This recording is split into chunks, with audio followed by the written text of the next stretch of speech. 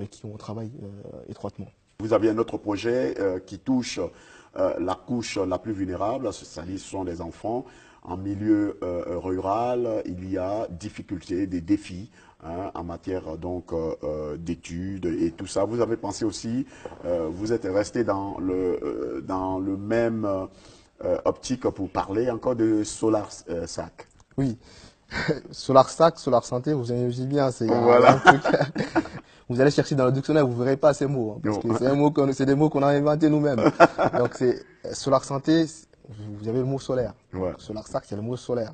Donc Solar Santé, c'est amélioration des conditions de santé en milieu rural à travers l'électrification solaire. Donc solaire. Donc, le solaire, il est abondant en Afrique, donc il faut en profiter pour... Et à vil prix. Voilà, exactement. C'est totalement gratuit. Ouais.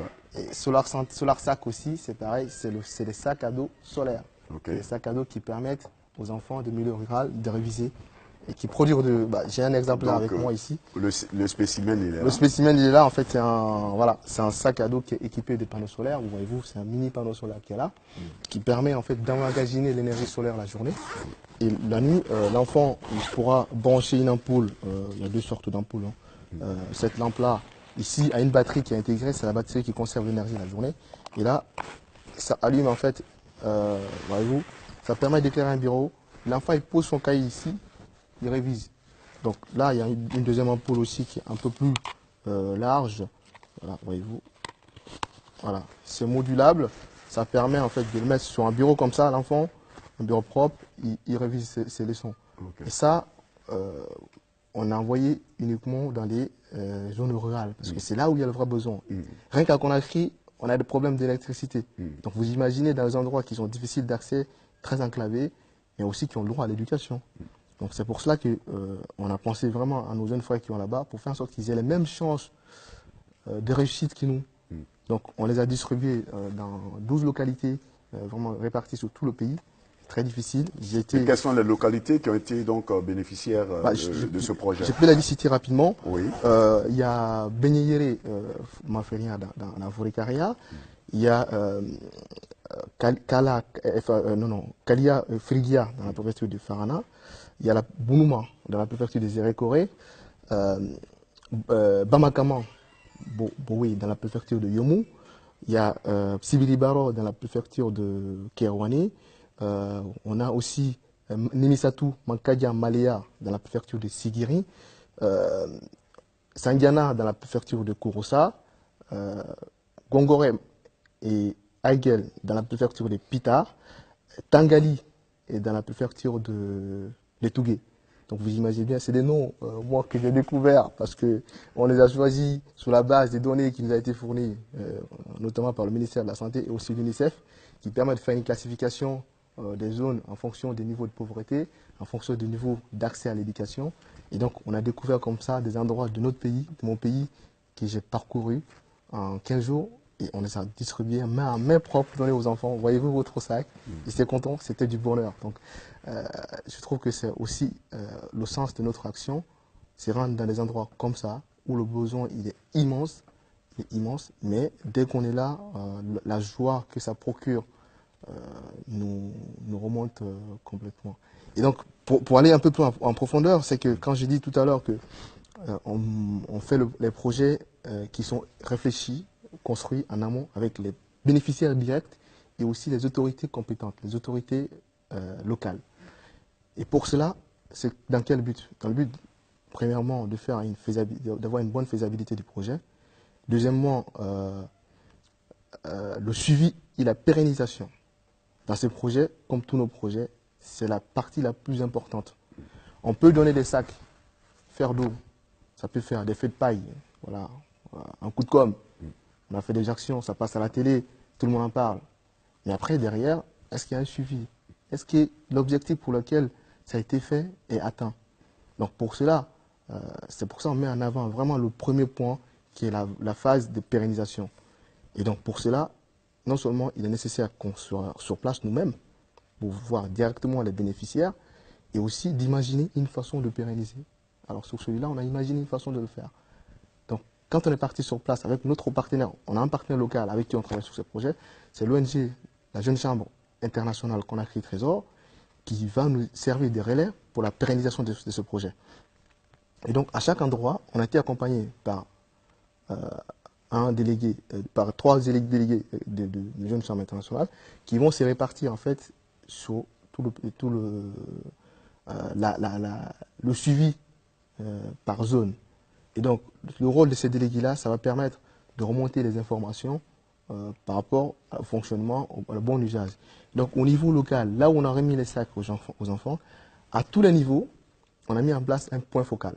Okay. Ce point focal, il est composé d'un représentant, de représentants des classes d'élèves qui ont bénéficié, de 2 représentants des élèves de sa classe, parce qu'ils sont les premiers concernés, ils ont les meilleures informations, d'un représentant de la notabilité, c'est important, d'un représentant d'autorité politique locale, ça peut être le maire, le sous-préfet, même le président du district, et aussi un représentant de l'autorité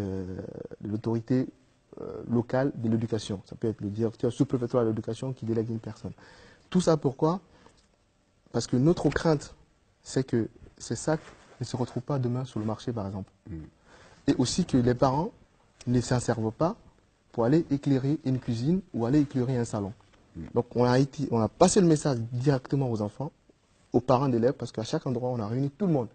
Les parents d'élèves, les responsables, les associations de parents d'élèves APAE, comme on en parle ici, les autorités locales, la notabilité et tous les élèves, tous les districts étaient mobilisés pour expliquer bien le principe, pour que les enfants ne mettent pas les manques dedans pour aller courir, pour aller jouer au foot par exemple, c'est fragile, ça peut blesser, pour que aussi les enfants ils ne l'utilisent pas pour autre chose. Donc que les parents surveillent les enfants pour utiliser ça pour réviser, que aussi les parents n'abusent pas de leur autorité sur les enfants pour prendre ça pour faire autre chose avec. Donc le rôle de ces points focaux là permet aussi d'identifier tout ça. Il y a un problème à cet endroit et j'irai entre vous pour que le sac soit utilisé à bon escient. Un deuxième élément qui va nous permettre de tout illustrer tout ça ou de tout vérifier, c'est qu'à chaque endroit, quand on est arrivé, la première tâche qu'on a fait, on a relevé les notes actuelles du premier trimestre de chaque enfant. On a toutes ces notes avec nous. Et donc, ça va nous servir d'élément de comparaison à la fin de l'année. Un enfant qui a 5 de moyenne sur 10, on va lui donner le sac. On sera capable, à la fin de l'année, pour savoir est-ce que l'utilisation de ces sacs lui a permis de rehausser sa note. Voilà. Donc, c'est vraiment le sens de notre travail. Un projet, pour le faire, il faut faire un bon diagnostic, trouver une solution adaptée. Quand on a la solution, il la réalise. Et ici, il faut réaliser la solution. Pour qu'il y ait une solution soit pérenne, voilà, il faut vraiment trouver des solutions, des possibilités pour que toutes les cases soient cochées pour ne pas que l'objectif soit détourné, en quelque sorte. Mesdames et messieurs, amis téléspectateurs, nous sommes donc en compagnie de M. Sori Keita. Il est le délégué général du Conseil national des jeunes guinéens de France. Il nous parle donc de l'apport de ce grand conseil. Parlant du conseil, quelles sont les perspectives que vous assignez actuellement pour ce projet? Pour ce projet, d'abord, je disais que la partie la plus importante, c'est la pérennisation. Et ça, on l'a réalisé. On attend maintenant pour la pérennisation. Et ça, c'est un travail très minutieux, très courageux, parce que la partie la plus, je dirais, la plus sexy, en quelque sorte, du projet est terminée. Et ça, c'est la partie du travail vraiment un peu ingrate, mais qui est très difficile, qu'on va faire, qu'on va mener, qu'on va suivre, pour que tous les enfants qui ont bénéficié de ces sacs améliorent leurs résultats scolaires, parce que c'est vraiment le but. Et qu'ils aient l'espoir pour dire que on a des frères qui sont à l'étranger, qui pensent en nous, qui croient en nous. Et que cela les pousse dans leur façon de travailler pour dire, bon, je vais être comme eux. Voilà, ce monsieur-là, il a pu faire ça. Pourquoi pas moi? Et ça, c'est le message qu'on l'a fait passer. Et les enfants, on veut que dans ces groupes, qu'il y ait beaucoup de gens qui réussissent comme nous, même plus que nous. Donc ça, pour le faire, il faut qu'on continue le travail. Tous les enfants sont recensés. On a un système de parrainage qu'on a mis en place pour vraiment suivre ces enfants à la trace. Ça, c'est un défi quand même, en quelque sorte. C'est vraiment un travail longue haleine. Dans la suite de ça, on a un autre projet qui est en gestation actuellement, qui est un projet aussi qu'on n'a pas encore nommé. Je ne sais pas si ça va être solar, je ne sais pas quoi, mais c'est un projet quand même qui concerne aussi les milieux ruraux. C'est dans le développement durable, parce que le CNJF a principalement 3 axes d'intervention. Le domaine de la santé, l'éducation et le développement durable. Santé, solar santé. Éducation, on a Solar SAC. Donc ça, c'est notre bureau, notre mandature. Nous, c'est notre produit pour l'instant. On a un troisième qui va être vraiment dans le domaine du développement durable, qui consiste